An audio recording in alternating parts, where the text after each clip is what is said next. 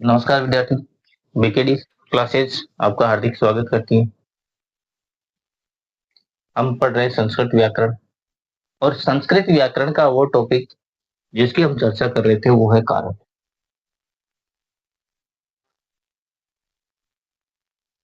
कारक हम पढ़ रहे थे, कारक के बारे में जाना। अब कारक में कौन कौन सी चीजें होती है, कौन कौन से कारक होते हैं, उनके बारे में विचार करेंगे। सबसे पहला जो एक नंबर का जो है वो है कर्ता कारक।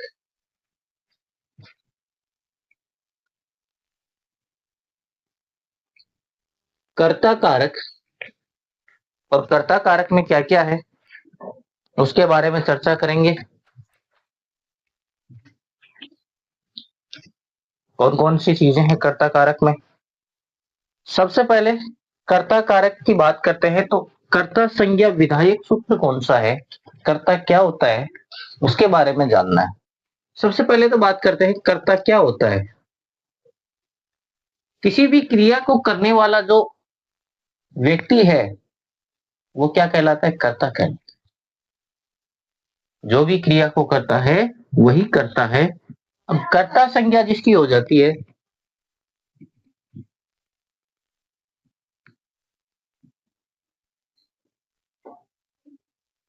कर्ता संज्ञा विधायक सूत्र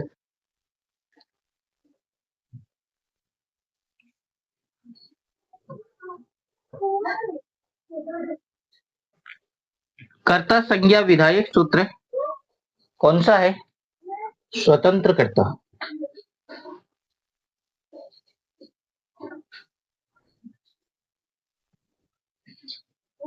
स्वतंत्र कर्ता क्या है, स्वतंत्र कर्ता अर्थात वाक्य में प्रयुक्त ऐसे शब्द जो अपनी स्वतंत्र स्थिति को प्रकट करते हैं उसे हम क्या कहते हैं, कर्ता कहते हैं।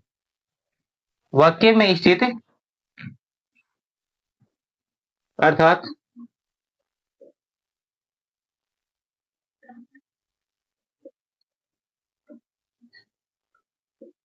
वाक्य में प्रयुक्त ऐसे शब्द जो अपनी स्वतंत्र स्थिति को प्रकट करते हैं, ऐसे शब्द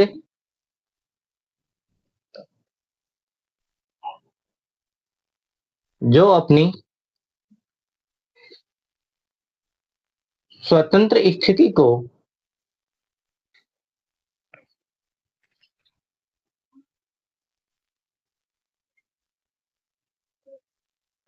प्रकट करते हैं वही करता है।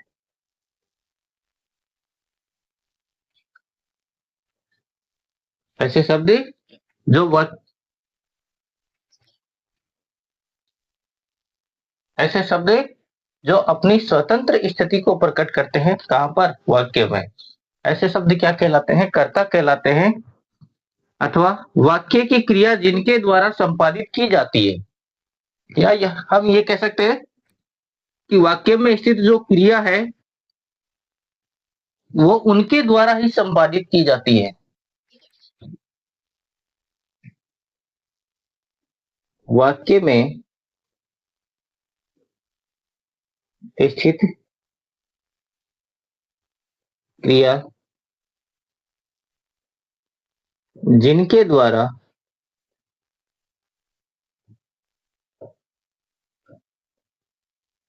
संपादित की जाती है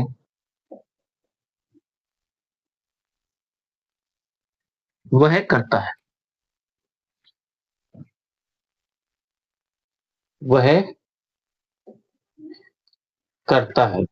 तो कर्ता क्या है, जिनके द्वारा वाक्य में स्थित क्रिया जो है जिनके द्वारा संपादित की जाती है वही क्या कहलाते हैं, कर्ता कहलाते हैं। जैसे एक वाक्य है साधारण सा अपने पास में, राम पुस्तक पढ़ता है। राम पुस्तक पढ़ता है, ये जो वाक्य है, इस वाक्य में पढ़ने का कार्य कौन करता है, क्रिया क्या है, पढ़ना, और पढ़ने का काम कौन करता है, राम करता है तो राम इस वाक्य का क्या हो गया? कर्ता हो गया। और बात करें संस्कृत अनुवाद की, तो क्या लिखेंगे? राम है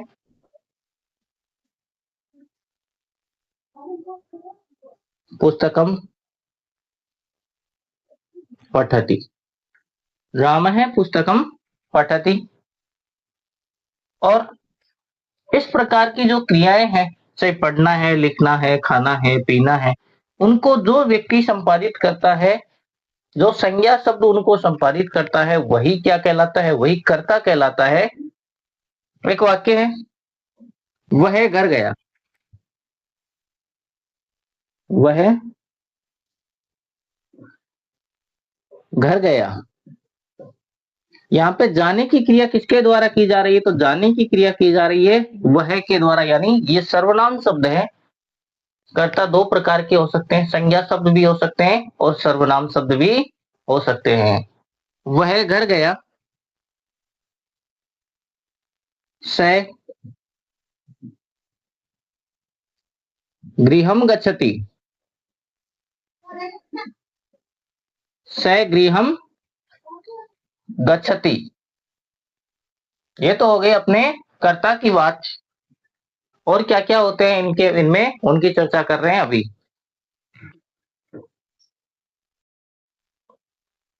तो हम बात कर रहे थे कर्ता की, कौन कौन से कर्ता होते हैं? स्वतंत्र कर्ता, वाक्य में प्रयुक्त ऐसे शब्द जो अपनी स्वतंत्र स्थिति को प्रकट करते हैं, वही क्या कहते हैं? कहलाते हैं कर्ता कहलाते हैं। अथवा वाक्य में स्थित कर्ता, अथवा वाक्य में स्थित कर्ता जिनके द्वारा क्रिया संपादित की जाती है। वाक्य में स्थित कर्ता जिनके द्वारा क्रिया को संपादित किया जाता है, उसे हम क्या कहते हैं? उसे हम कर्ता ही कहते हैं। राम है, राम पुस्तक पढ़ता है। राम है पुस्तकम पठति। यहाँ पर पढ़ना जो क्रिया है, पढ़ना क्रिया के लिए का पढ़ने का जो कार्य है वो कौन कर रहा है? राम कर रहा है। तो राम क्या हो गया? कर्ता हो गया। वह घर जा रहा है, तो जाने का कार्य कौन कर रहा है? वह कर रहा है। तो वह क्या हो गया? इस वाक्य के लिए कर्ता हो गया। ये तो है संज्ञा शब्द। और ये है सर्वनाम शब्द। ये भी ध्यान रखना है साथ साथ में। और क्या क्या हो सकता है इसमें, उनके बारे में जानेंगे आगे। हमने पढ़ लिया स्वतंत्र कर्ता।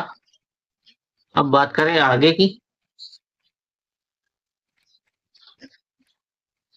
वैसे कर्ता जो है 5 टाइप से अलग अलग प्रकार के होते हैं, लेकिन उससे पहले कर्ता कारक के भेद पढ़ेंगे। कौन कौन से कर्ता है, क्या क्या उनका उपयोग है, किस प्रकार से उनका उपयोग किया जाता है, किस प्रकार से वाक्य में वो स्थित होते हैं, उनकी चर्चा करेंगे। तो हम कारक और कारक में कर्ता के भेद। कर्ता कितने प्रकार के होते हैं? कर्ता 2 प्रकार के होते हैं। एक तो उक्त कर्ता, सॉरी अविहित कर्ता। अविहित कर्ता या इसे कहते हैं उक्त कर्ता। आपको उक्त कर्ता का ध्यान रखना है। नंबर 1 पे है और नंबर 2 पे है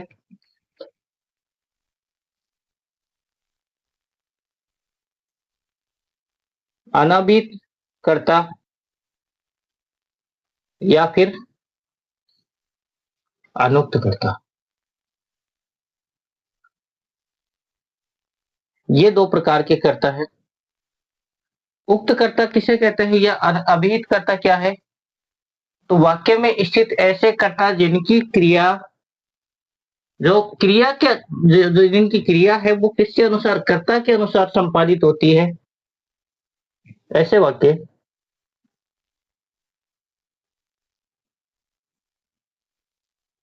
ऐसे वाक्य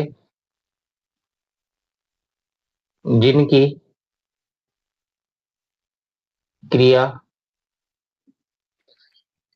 कर्ता के अनुसार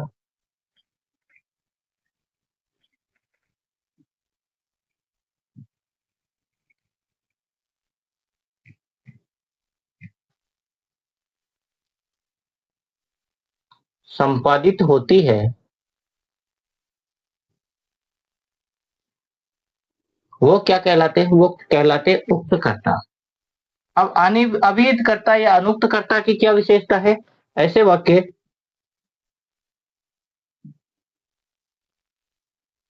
जिनकी क्रिया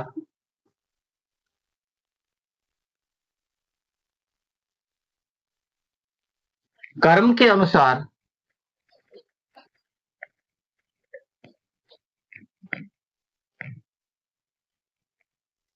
कर्म के अनुसार संपादित होती है। ऐसे कर्ता ऐसे वाक्य जिनकी क्रिया किसके अनुसार कर्ता के अगर कर्ता के अनुसार अगर संपादित होती है तो वो क्या कहलाते हैं? वो उक्त कर्ता कहलाते हैं। और अगर जो क्रिया है वो किसके अनुसार कर्म के अनुसार संपादित होती है तो वो क्या कहलाते हैं? अनुक्त कर्ता कहलाते हैं। ये तो कर्ता के दो भेद है। इसके बाद में अगला कौन सा है? कौन कौन सी चीजें होती है? प्रथमा विभक्ति यानी कर्ता कारक का कहां पर प्रयोग किया जाता है? ये तो हो गया अपना कौन सा। देखो, जो हमने पढ़े थे पहले की विभक्तियां, कारक कारक कितने प्रकार के होते हैं? दो प्रकार के होते हैं। एक में तो 7 विभक्तियां हैं। 7 विभक्तियों में 6 कारक चलते हैं जो जो कहलाते हैं कारक विभक्ति। 7 विभक्तियों में जो 6 कारक चलते हैं वो तो कहलाती है कारक विभक्ति।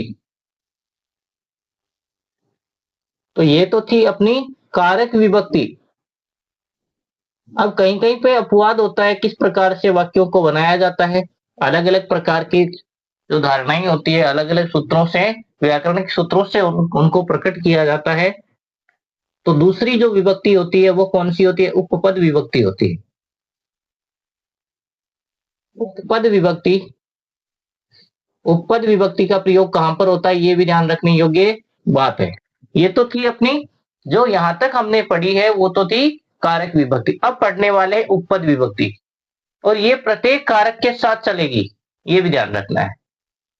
क्योंकि कर्ता कारक में कौन सी विभक्ति होती है? तो कर्ता कारक में प्रथमा विभक्ति का प्रयोग होता है।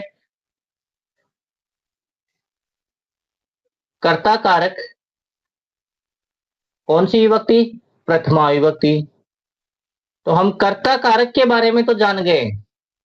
अब आगे की जो बात है वो किसके अनुसार चलेगी? प्रथमा विभक्ति के अनुसार। यहां पर भी प्रथमा विभक्ति कहां कहां पे प्रयोग होती है उसके बारे में चर्चा करेंगे। तो ये तो थे अपने उपपद, आपने जो कारक विभक्ति का जो प्रकार है, कारक विभक्ति में कौन कौन सी चीजें होती है उनके बारे में चर्चा करनी थी। अब हम बढ़ने वाले हैं उपपद विभक्ति। उपपद विभक्ति में कौन कौन सी चीजें उनके बारे में चर्चा करेंगे। तो एक बार इनको ध्यान से देखिए कौन कौन सी चीजें हैं, उसके बाद में जाएंगे हम उपपद विभक्ति में। तो कारककर्ता के भेद कितने हो गए? 2 भेद है। कौन कौन से? एक तो अभिहित कर्ता या उक्त कर्ता, और दूसरा अनभिहित कर्ता या अनुक्त कर्ता।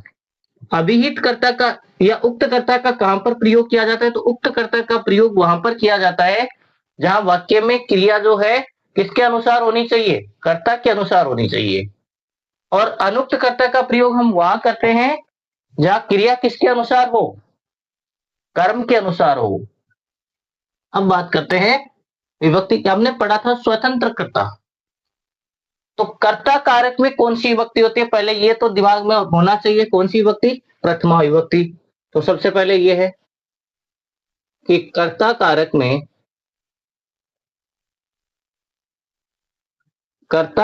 में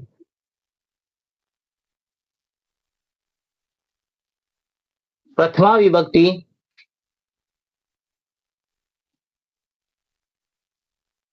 होगी। अब प्रथमा विभक्ति होगी तो कारक हमने 2 प्रकार पढ़े हैं।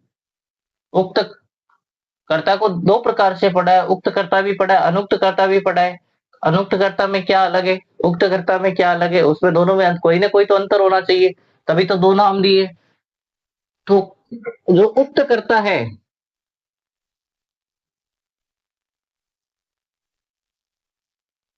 उक्त कर्ता में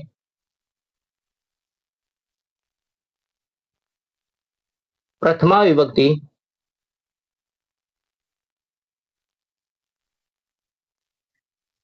का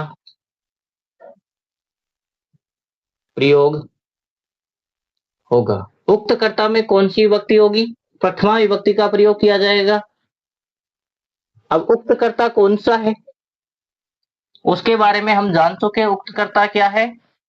ऐसे वाक्य जिसमें कर्ता की स्थिति जो है वो किसके, क्रिया की स्थिति कर्ता के अनुसार हो, वो तो कहलाता है उक्त कर्ता। अब उसके बाद में एक दूसरी बात ये आती है कि अनुक्त कर्ता में, या पहले देखते हैं उक्त कर्ता का प्रयोग कहां पर होगा। तो उक्त कर्ता का प्रयोग, उक्त कर्ता का प्रयोग कहां पर होगा? उक्त कर्ता का प्रयोग कहां पर होगा भाई?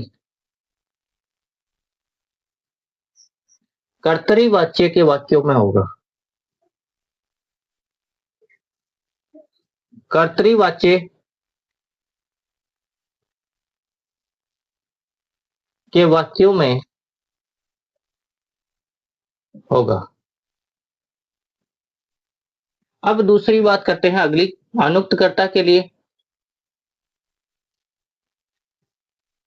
अनुक्त कर्ता में यह है तो कर्ता ही, लेकिन इसमें जो क्रिया है वो किसके अनुसार, कर्म के अनुसार प्रयुक्त होती है। तो अनुक्त कर्ता में प्रथमा विभक्ति का प्रयोग नहीं किया जाता है। अनुक्त कर्ता में तृतीया विभक्ति,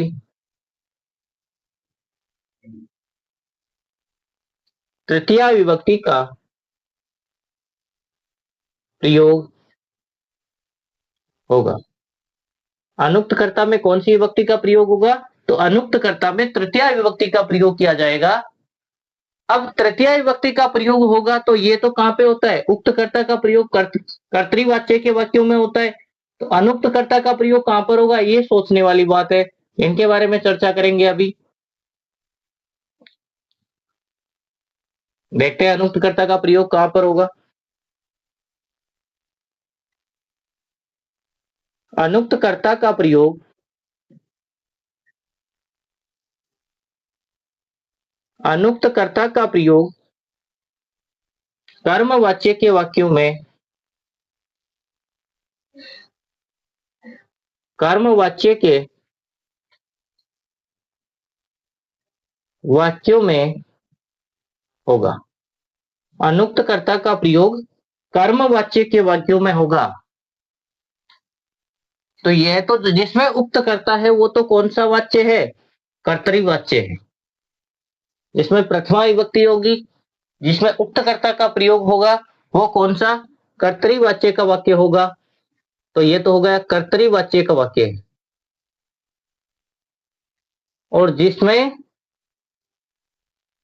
अनुक्त कर्ता का प्रयोग किया जाता है उसमें कौन सा वाच्य होगा? तो यहां पर कर्मवाच्य का प्रयोग होगा। किसका होगा? कर्मवाच्य का प्रयोग होगा। ये दो चीजें देखने लायक है, समझने योग्य है। इनको आप ढंग से देखना कि कौन से में कौन सा होता है, नहीं तो उल्टा पुल्टा हो जाएगा, फिर पता नहीं चलता है कि कर्मवाच्य कौन सा है, कर्तरीवाच्य कौन सा है। ऐसी स्थिति में चीजों को पकड़ के रखना है, समझना है अच्छी तरीके से। तो ये तो हो गई अपनी बात। हम बात करते स्वतंत्र कर्ता की, हम बात कर रहे थे अभी पहले।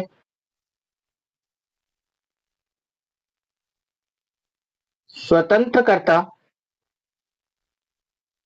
कर्ता अपनी क्रिया को करने के लिए पूर्ण रूप से स्वतंत्र है, उस पर किसी भी प्रकार का कोई दबाव नहीं है। क्रिया जिस क्रिया को कर्ता करता है उसको पूर्ण स्वतंत्रता के साथ करता है, उसमें किसी भी प्रकार का कोई दबाव नहीं होने के कारण कर्ता हमेशा क्या रहेगा? स्वतंत्र रहेगा। और जो कर्ता स्वतंत्र रहेगा उसी में प्रथमा विभक्ति का प्रयोग होगा, यह भी ध्यान रखना है। क्योंकि अगर वाच्य कर्मवाच्य का है तो फिर स्वतंत्र कहां होगा? फिर तो कर्म के अनुसार इसका प्रयोग होगा। अब बात करते हैं आगे कौन कौन सी। एक अपना पार्ट कंप्लीट है। जो पहली बात हम जिस बात की चर्चा कर रहे थे कि कर्ता स्वतंत्र होगा, कौन कौन से कर्ता होंगे और किस कर्ता में कौन सी विभक्ति का प्रयोग होगा, इसके बारे में चर्चा हम कर चुके हैं। ऐसे करते करते हमें 6 कारक पढ़ने और 7 विभक्तियां पढ़नी है, ये भी ध्यान रखना है। अब जो नेक्स्ट है अगला, ये तो यहां तक जितनी भी बातें चल रही है वो सारी की सारी किसकी है? यहाँ पे दो प्रकार की मैंने विभक्तियां लिख रखी है, कारक विभक्ति और एक उपपद विभक्ति। ये सारी की सारी बातें कारक विभक्ति की अब बात कर रहे हैं। उपपद विभक्ति में क्या होता है?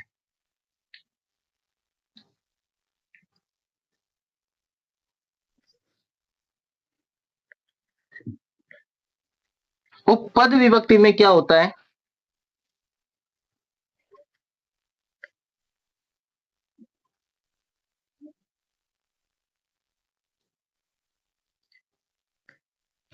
प्रातिपदिक का अर्थ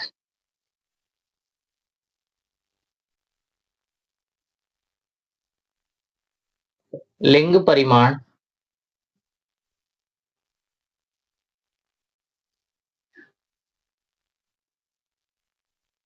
लिंग परिमाण, वचन मात्रे,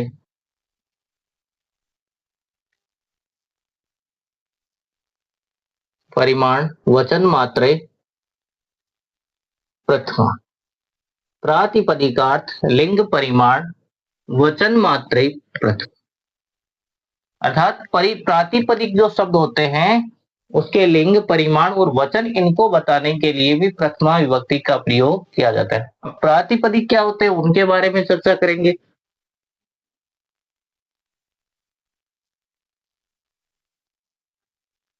प्रातिपदिक शब्द कौन से हैं? सबसे पहले बात करते हैं संज्ञा शब्द। ये कौन से शब्द है? संज्ञा शब्द है। और संज्ञा शब्द में भी कौन से, जो स्वतंत्र रूप से जिनका प्रयोग किया जाता है वो शब्द। संज्ञा शब्द जो स्वतंत्र रूप से प्रयुक्त होते हैं वो होते हैं, इनको जैसे राम शब्द है, राम शब्द की हमें क्या करना है? लिंग बतानी है, परिमाण बताना है या वचन बताना है, तो उसके लिए कौन सी विभक्ति का प्रयोग करना पड़ेगा? प्रथमा विभक्ति का प्रयोग होगा, ये ध्यान रखना है। सबसे सरल और सीधी बात कि अगर हमारे पास राम शब्द है, उसमें चाहे लिंग बताना हो, चाहे वचन बताना हो, चाहे परिमाण बताना हो, उन सब में प्रथमा विभक्ति का ही प्रयोग होगा। ये सबसे पहली बात है। जैसे राम शब्द है, अब आप इन चीजों को चेंज कैसे करेंगे और क्यों करेंगे, कारण क्या है? सबसे पहले तो ये लिंग बताएगा, तो इस शब्द में कौन सा लिंग है? तो पुल्लिंग है। अब एक वचन द्विवचन से यहां तो कोई मतलब नहीं है, चाहे एक वचन हो, चाहे द्विवचन हो, चाहे कुछ भी हो, अगर स्त्रीलिंग और पुल्लिंग शब्द की चर्चा करनी है, सिंगल शब्द है, उसको बताने के लिए किसका प्रयोग करेंगे? उसके लिए एक शब्द है जिसका नाम है प्रातिपदिक। ये संज्ञा शब्द है, अकेला शब्द है, ये ध्यान रखना है। उसके बाद में वचन बताना है, तो वचन के लिए क्या करेंगे? एक वचन है कि द्विवचन है कि बहुवचन है? एक वचन है तो राम है, द्विवचन है तो रामौ, और बहुवचन है तो रामः। इन तीन शब्दों का प्रयोग होगा, लेकिन शब्द के शब्द जो है प्रथमा विभक्ति में ही प्रयुक्त होंगे। द्वितीय, तृतीय, चतुर्थी, पंचमी, षष्ठी, सप्तमी में इनका प्रयोग नहीं किया जा सकता। अगर अकेला शब्द है तो ऐसे में प्रथमा विभक्ति का प्रयोग ही होगा। अब वचन चाहे कोई हो, राम एक हो सकता है, राम दो हो सकते हैं, राम तीन हो सकते हैं। ये विचार करने योग्य बात। और परिमाण,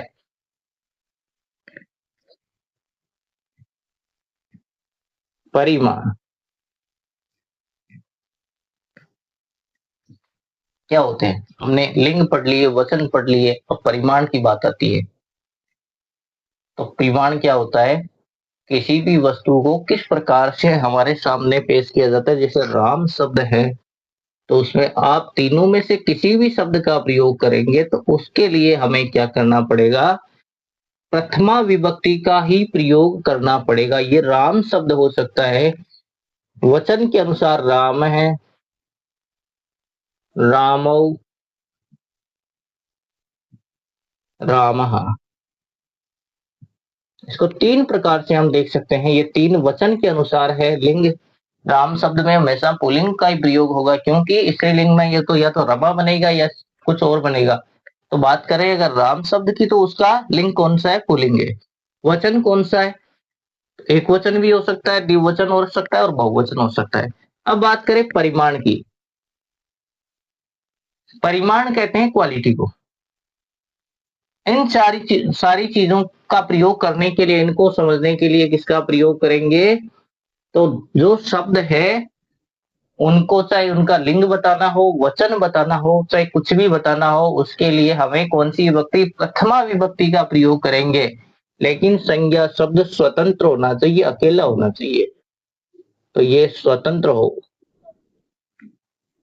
किसी क्रिया की आवश्यकता नहीं है, किसी कर्म की आवश्यकता नहीं है, या किसी भी चीज की आवश्यकता नहीं है। ऐसे शब्दों का प्रयोग यहाँ पर किया जाता है। अब बात करते हैं और क्या क्या हो सकते हैं इनमें, उनके बारे में चर्चा करेंगे।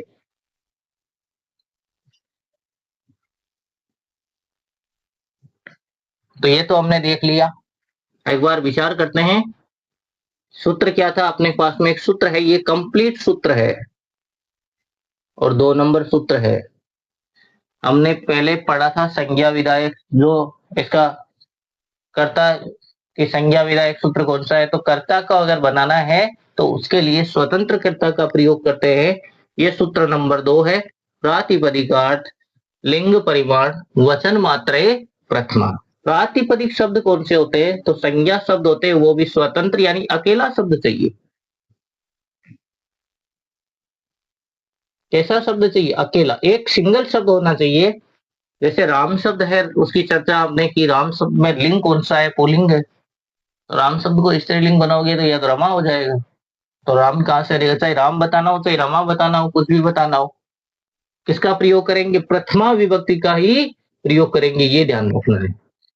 वचन बताना हो, एक वचन बताना हो, द्विवचन बताना हो या बहुवचन। एक वचन के लिए राम शब्द के लिए राम है, द्विवचन के लिए रामौ और बहुवचन के लिए राम। ये तीनों शब्द का प्रयोग किया जाता है। अब बात करते हैं नेक्स्ट।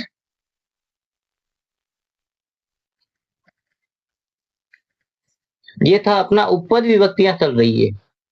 हमने जो कारक विभक्ति है वो तो पढ़ ली है। अब उपपद विभक्ति की बात करें तो पहली विभक्ति यही है, पहला सूत्र यही है कि प्रातिपदिकार्थ शब्द, यानी एक जो सिंगल स्वतंत्र शब्द है उसमें लिंग परिमाण वचन आदि बताने के लिए किसका प्रयोग करेंगे? तो उसे बताने के लिए हम किसका प्रयोग कर रहे हैं? उसको बताने के लिए हम प्रथमा विभक्ति का प्रयोग कर रहे हैं। दूसरा है संबोधने च। जो 3 नंबर सूत्र है वो है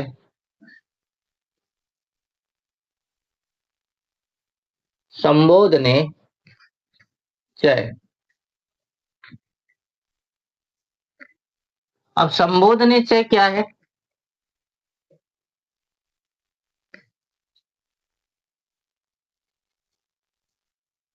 संबोधन में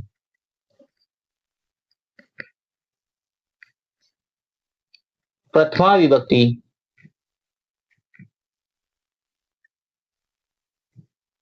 प्रयुक्त होगी। संबोधन में प्रथमा विभक्ति प्रयुक्त होगी, ये ध्यान रखिए। बस ये इतनी बात है कि संबोधन में कौन सी विभक्ति का प्रयोग होगा? तो संबोधन में प्रथमा विभक्ति का प्रयोग होगा। अब और इसके बारे में क्या क्या जानकारियां हैं? इति के योग में, इति शब्द के योग में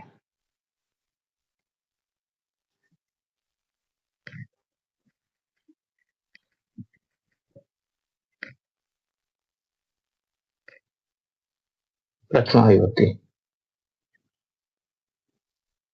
इति शब्द के योग में कौन सी विभक्ति का प्रयोग होगा? प्रथमा विभक्ति का प्रयोग होगा।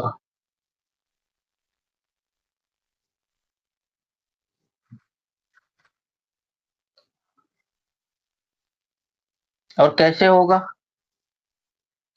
वयम तय जयंत है इति नामना जानामि। वयम यानी हम, शब्द, तम उसे, हम सब उसे जयंत है, जयंत के इति नामना, नाम से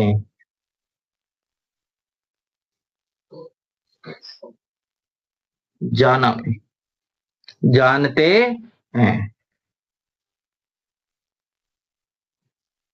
हम सब उसे किसके नाम से जानते हैं? जयंत के नाम से जानते हैं। इति शब्द के योग में किसका प्रयोग होगा?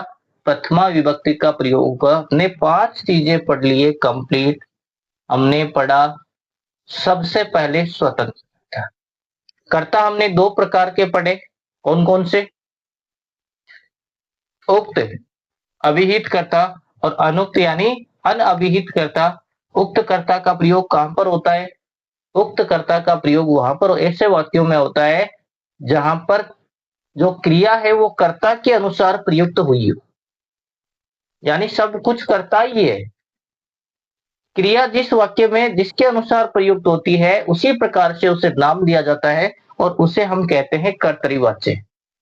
दूसरा है ऐसे वाक्य जिसमें क्रिया कर्म के अनुसार प्रयुक्त हुई हो, वो कहलाता है अनुक्त कर्ता। और अनुक्त कर्ता में कर्ता में तृतीया विभक्ति का प्रयोग होता है, ये ध्यान। अनुक्त कर्ता का प्रयोग कहां पर होगा? कर्मवाच्य के वाक्यों में होगा। और ऐसे वाच्यों का प्रयोग जिस जगह हम करते हैं उसे हम क्या कहते हैं? उसे हम कहते हैं कर्मवाच्य। और कर्मवाच्य के जो वाक्य होते हैं उसमें कर्ता में तृतीया विभक्ति का प्रयोग होगा। किसका प्रयोग होगा? तृतीया विभक्ति का प्रयोग होगा। ये थी अपनी पहली विभक्ति जिसका नाम था हमने दिया था कर्ता कारक। प्रथमा विभक्ति पहला कारक कौन सा कारक? कौन सा कारक? कर्ता कारक। आज के लिए इतना ही। कल हम पढ़ेंगे या नेक्स्ट वीडियो में हम पढ़ने वाले हैं कर्म कारक जिसमें द्वितीय विभक्ति का प्रयोग होगा। उसके बाद में कर्ण कारक जिसमें तृतीया का भी प्रयोग होता है। संप्रदान में चतुर्थी का होता है। अपादान में पंचमी विभक्ति का प्रयोग होता है। उसके बाद में संबंध को हम पढ़ेंगे जिसमें षष्ठी विभक्ति का प्रयोग होता है, लेकिन वो कारक नहीं है। तो उसमें षष्ठी विभक्ति में कारक विभक्ति का प्रयोग नहीं होता है। उसमें जितनी है सारी की सारी उपपद विभक्तियां हैं। और उसके बाद में अगला जो है अधिकरण कारक, उसमें सप्तमी विभक्ति का प्रयोग होने वाला है। तो आज के लिए धन्यवाद।